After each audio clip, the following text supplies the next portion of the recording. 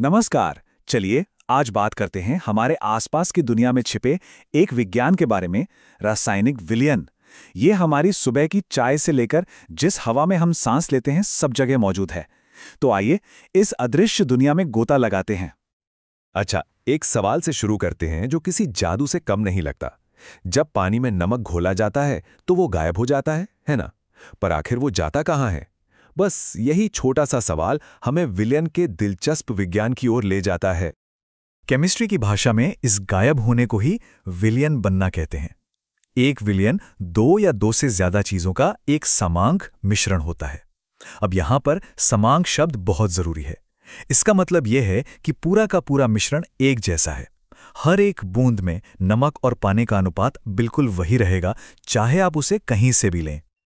अब इस मिक्सचर में समझिए कि दो मेन प्लेयर्स हैं। पहला है विलेय, यानी वो चीज जो घुल रही है। हमारे शुरुआती उदाहरण में नमक ही विलेय है। ये वो हिस्सा है जो ऐसा लगता है कि अपनी अवस्था बदल रहा है, मतलब ठोस से तरल में गायब हो रहा है। और दूसरा प्लेयर है विलायक, यानी वो चीज जो घोल रही है। हमारे उदाहरण में पानी विलायक है।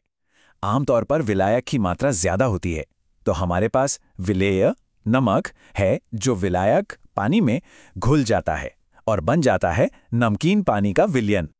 लेकिन विलयन का मतलब सिर्फ किसी ठोस को पानी जैसी चीज में घोलना नहीं है। नहीं, इसका दायरा बहुत बड़ा है और ये हमारे चारों तरफ अनगिनत रूपों में मौजूद है।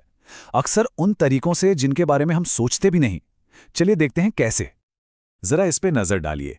ये वाकई हमारे सोचने के तरीके को बदल देता है कि विलयन क्या हो सकता है। वे पदार्थ की तीनों अवस्थाओं में मौजूद हो सकते हैं, जैसे कि हवा जिसमें हम सांस लेते हैं, ये गैस में गैस का विलयन है। या फिर कोई कोल्ड ड्रिंक की बॉटल, वो लिक्विड में गैस का विलयन है। और तो और पीतल जैसी धातुएं भी ठोस में ठोस का विलयन है। तो सबसे जरूरी बात क्या हुई? बात है मिश्रण के एक जैसा होने की, न कि इस बात की कि वो किस चीज से बना है। ठीक है, तो अब हम ये तो समझ गए कि विलयन क्या होते हैं और कितने अलग अलग तरह के हो सकते हैं। पर सवाल यह है कि इन्हें मापते कैसे हैं? मतलब कैसे पता चलेगा कि एक विलयन दूसरे से कितना ज्यादा या कम है? जैसे एक कप कॉफी दूसरे से कितनी स्ट्रांग है? इसका जवाब छिपा है सांद्रण या कॉन्सेंट्रेशन में। सांद्रण हमें बस ये बताता है कि किसी विलायक में कितना विलेय घुला हुआ है।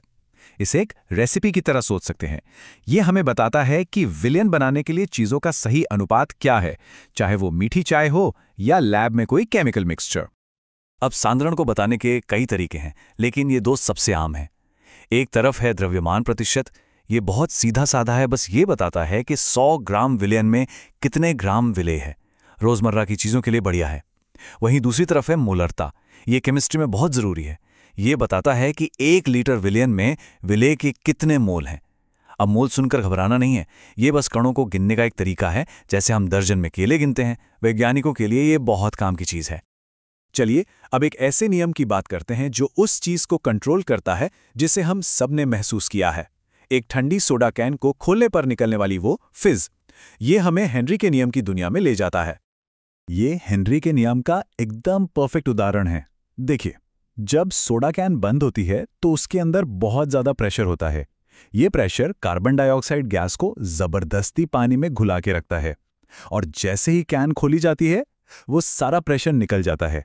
अब पानी उतनी गैस को पकड़कर नहीं रख सकता, तो गैस बुलबुलों के रूप में बाहर भागती है और इसी से बनती है वो मजेदार फिज।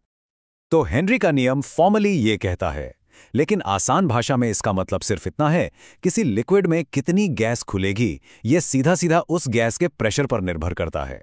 ज्यादा प्रेशर मतलब ज्यादा घुली हुई गैस, कम प्रेशर मतलब कम घुली हुई गैस। बस इतना ही है। अब हम विलयन के कुछ सबसे हैरान करने वाले गुणों की तरफ बढ़ रहे हैं।